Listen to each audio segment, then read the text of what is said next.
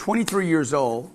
I'm living in a little apartment in Lake Charles, Louisiana, little tiny duplex. I lived on one half of this thing. And me and my dog, Capo. I don't know what I was doing trying to take care of a dog. I couldn't even take care of myself. One rainy night, this dude, Danny, comes in with drugs. Another day where I said, I'm gonna quit today. Now it's 11 o'clock at night. I didn't quit. 10 times I failed again. Danny leaves the house, and when Danny leaves the house, I didn't know, but he set it up to rob me and beat me up. Danny leaves the house, and I let him out the front door, and this other big dude in the rain, a rainy Louisiana night, puts a .45 caliber pistol in my face, right here, okay? I had a plate in my hand. I had something to eat, and I had a plate when I walked Danny to the door, and this guy had to be this big, hovered over me with a gun in my face, and when he did, my reaction was to hit him with the plate in the face. You know, I broke this plate. It was an unbreakable plate, one of those plates you can't break. And I broke it in his face, like just cracked it in his face. Thing breaks and he becomes like a monster. This scar right here in my head is, he took that .45 caliber and jammed it in my face. Like, I don't mean jammed it, I mean cracked me right here in the forehead. My life changes now. I'm getting ready to get cracked so many times here. I'm getting ready to get the lesson of my life of where I'm really living. I already knew it, but this was the exclamation mark on where my life had gone from being a good kid to this far from dying. He hits me here. He cracks me over both my eyes here, underneath these two eyes. What's the word? Incapacitates both my arms. Incapacitates both my arms because he takes and chops them both behind the elbows so you can't use your arms. Like literally, I'm walking around, I can't move my arms. Blood's coming down. Every wall in this apartment, in this room, and the ceiling has blood on it. They ransacked the house, robbed me of a little bit of money, and literally leave me on the floor for a dead man. My dog's in the back. My dog's locked up in the back, the Doberman. They set it up to do this. This is what happens when you hang around bad people. Sooner or later, the day's gonna come where you're gonna pay the price. I get rushed to the hospital. My girlfriend's there. She's in the back. She comes out, gets me to the hospital. I spend 3 days in a hospital. Actually, I go to the hospital. They put in 70 stitches in my head and face. Like my whole face is just carved up. The sheriff's department comes because they know some reason something happened where those drugs just took over.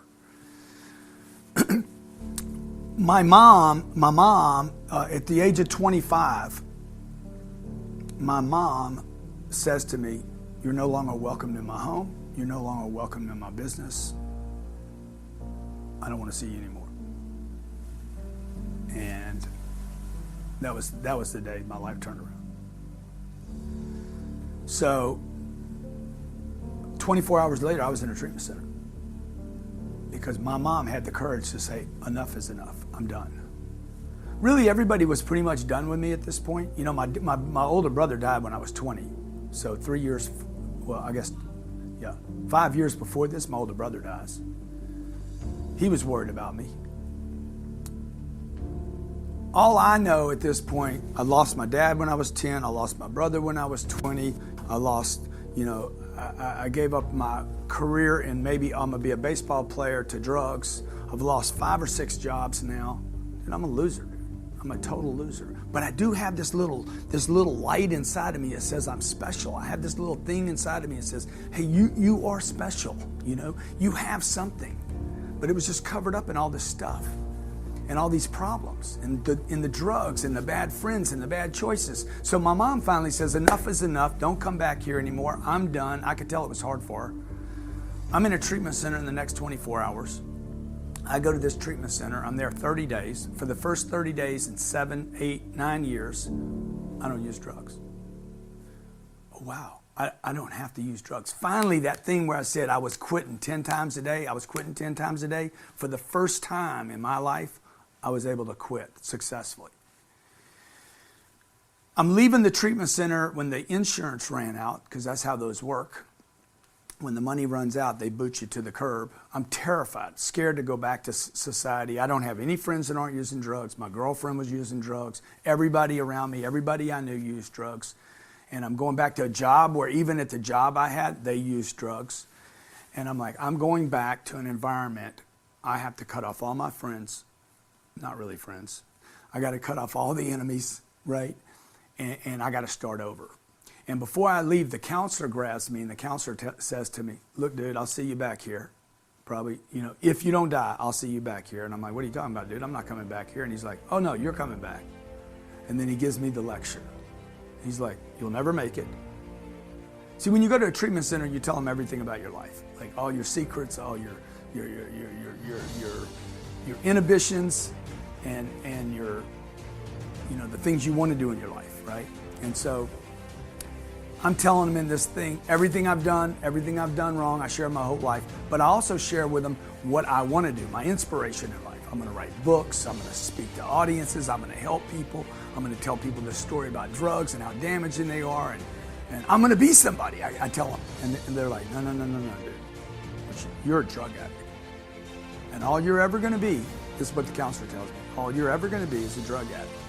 You need to give up all the ideas of writing books, speaking to audiences, being rich. I always wanted to be rich. I wanted financially to be rich my whole life. I wanted to be my dad. I wanted to be the guy that could take care of his family.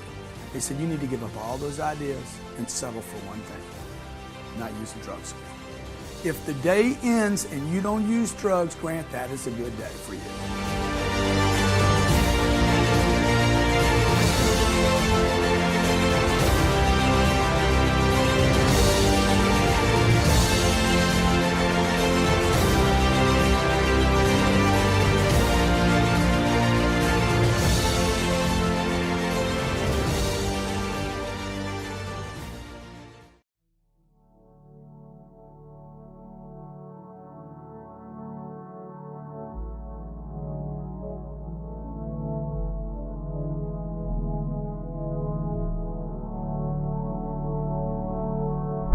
Take it all from me.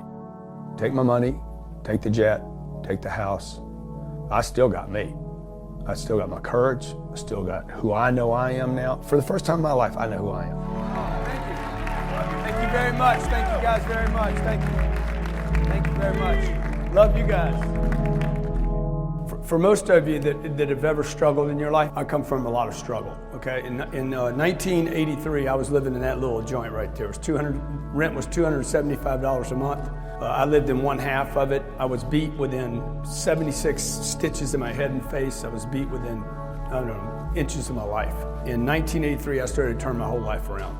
And I want to share with you today what I did to do that, okay? I was broke at that time. I was 25 years of age. This was 35 years ago. I'm 60 years old. It seems like this was just like yesterday. And time's passing. How many of you are like, I can't believe I'm this old, or this age, or that age, right? Or 25. I remember when I was 25, I can't believe I'm 25. I'm an old man, right?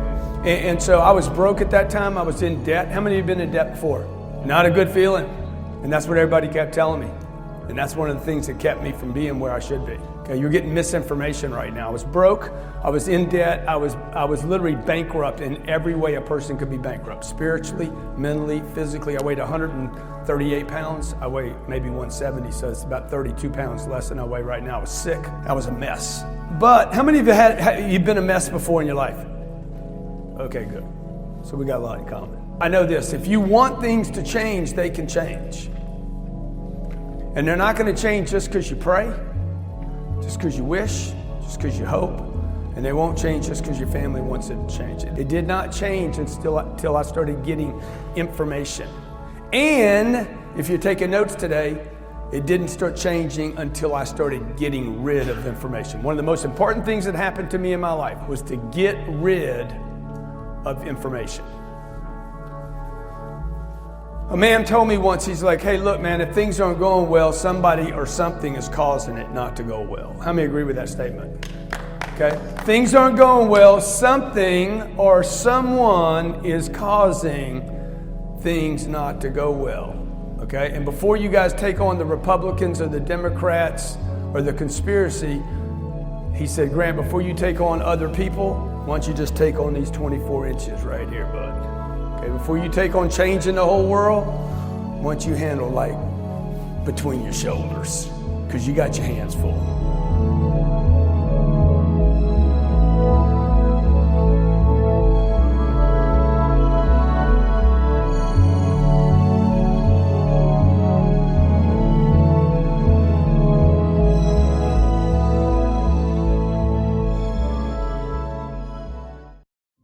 How many selfish people out there? I'm gonna tell you something, the mission you're on right now, this business mission that you're on, this mission to build a business, to take care of your family, you better get selfish. You better put a financial statement together. Running a business is about money, period, okay? It's not about all this other stuff that you're being told right now. I went to college, spent 17 years. My dad died when I was 10 years old. I have two major regrets in my life: that I didn't get to spend more time with my dad, and that I didn't serve in the military. I had a chance, and I didn't do it because my mom talked me out of it, because my mom's like, oh, don't get hurt, okay? And what I did was I ended up with no mission, and I got hurt bad. From the age of 15 years old to 25, zero mission, no mission. There was no mission in life. How many of you see people doing this every day? No mission, no place to go, nothing to achieve, no target, okay? No enemy, no clear enemy.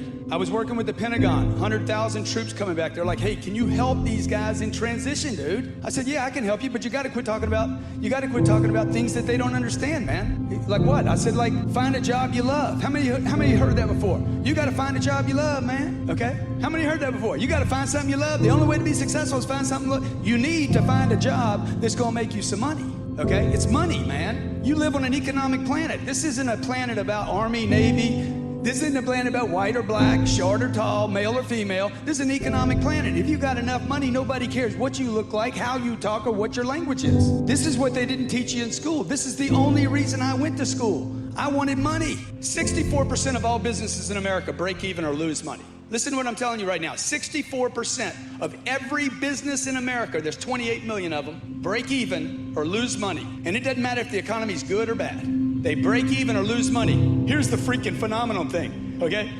Break even shouldn't be a category. Who would make break even a category? Breaking even is losing. That's my duty. If I told you that you're gonna put a bunch of resources, a bunch of time, you're gonna work your ass off every day, you're not gonna see your wife and your kids most of the time, you're gonna be terrified every second of every day to break even, what would you say? Look, if you don't have your thing, whatever it is, the job, the money, the girl, your goals, your dreams, you gotta leave where you are.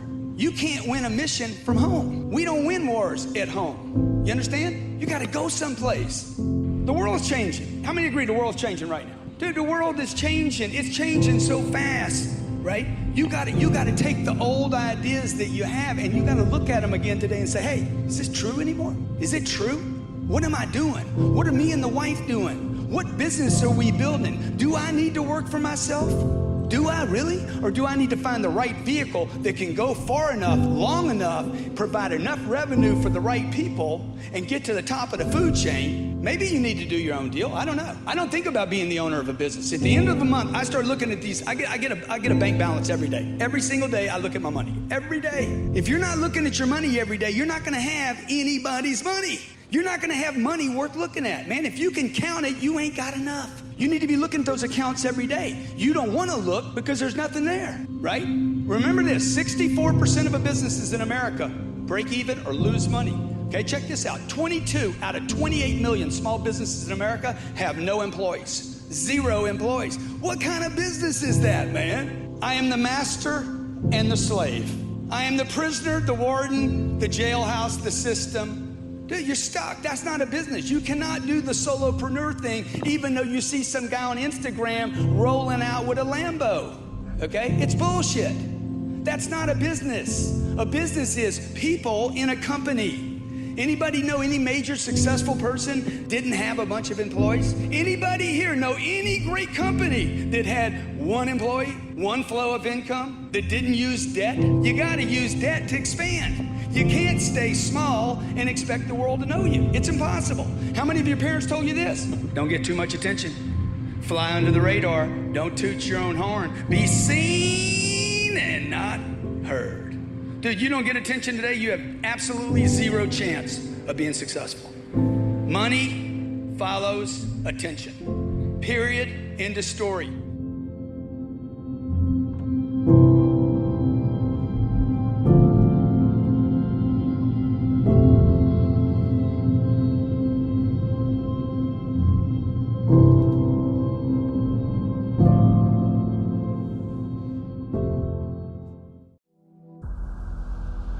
It is the entrepreneur, not government, not politicians, that will save the fabric, the households in this country. If you've ever looked up the word economics 800 years ago was really talking about how to manage a household. This is the problem with this country. The information, the education, what they have been told. 300 million people in the wealthiest country on the planet. 76% of everyone you know lives paycheck to paycheck. Did you know that? 7.6 people out of every 10 people you know, 10 people that you're a family member with are living paycheck to paycheck in the richest country on the planet. How can that be? Are they all stupid? Can't be that. Or were they made stupid? Or do they have the wrong information or the wrong knowledge? Is it possible that salespeople, for instance, over 80% of salespeople don't hit a target? Why? Are they stupid? I don't think so. You know what I think? I think they have the wrong information. I think the way we sold people, the way we educated people years ago is the problem. Look, if you don't have money in your bank account, it is not because you spent too much, and it is not because of debt. My mother is struggling with insurance money. She's trying to get 3 boys through school and take care of 2 daughters, right? That's what most of America's trying. They're trying to manage everything. Oh, I'm trying to get it done. I got to clip the coupons. I got to save my money, because she didn't know how to bring money in. Nobody has a debt problem, and nobody has a spending problem. They got an income problem. America has an income problem. Look, as long as you're a good person, money will solve a lot of problems. It might not make you happy, but this ain't the happy convention. How many of you need more money? And there's nothing wrong with money, particularly if you have a noble product. In fact, if you have a noble product and a noble service, you should be paid money. Unless something's wrong with you. And maybe something is wrong with you. Is there a possibility that there's something wrong with you? That the people that raised you in the schools you went to gave you knowledge that was incorrect. How many of you were taught this? Money doesn't grow on trees. But they didn't tell you where it came from. Did they tell you where it came from? My daddy's like, money don't grow on trees. Where did it come from? Look, we print more money in this country than we plant trees. There's no shortage of money except in your mind. That's why you set targets based on what other people. The middle class in America does not exist anymore, folks. You can call it the middle. You could call it whatever you want to call it. Politicians call it the middle class because if they didn't say there was a middle class, there would be civil unrest. This is the reality in this country, okay? My mom was brought up to clip coupons, save money, protect the money, conserve. Sooner or later, you run out of money. Would you agree? And if you don't run out of money, you end up being very old. How many of you know that guy? He dies. He's your uncle. He died at 89, and you found out he had a $1.2 million. And his whole life, he acted like a miser. He was putting it away. That's not freedom. That's a slave. That's $1 million slave. Spend your entire life. Why? Because he didn't want to create income, so he tried to conserve it.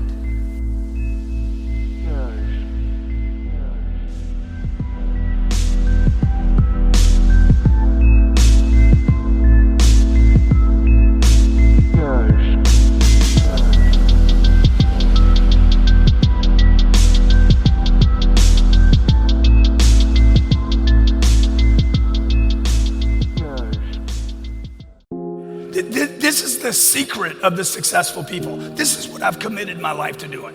I told my mom when I was 16 years old, one day I'm going to be successful. One day I'm going to be successful, and one day I'm going to help a lot of people. I always say this, pay the price today so you can pay any price in the future. Pay the price now, okay? Pay the price. My buddies were traveling, seeing the world, and I didn't have any of those experiences. I've had people tell me, hey, you market too much. You market too aggressively. Take me off your list. My office tells me we hit the list too much. I'm like, what's the list for? Hit the list. That's what it's for. There's 8 billion people on planet Earth. Look, I've been ridiculed by my peers, by customers, and by competition. I've been judged for working too much, wanting too much, being too colorful, being inappropriate, insensitive, and too out there. I'm trying to figure it out. I've been threatened, I've been sued, I've been betrayed by friends, I've been ripped off, and I've been copied. 30 years.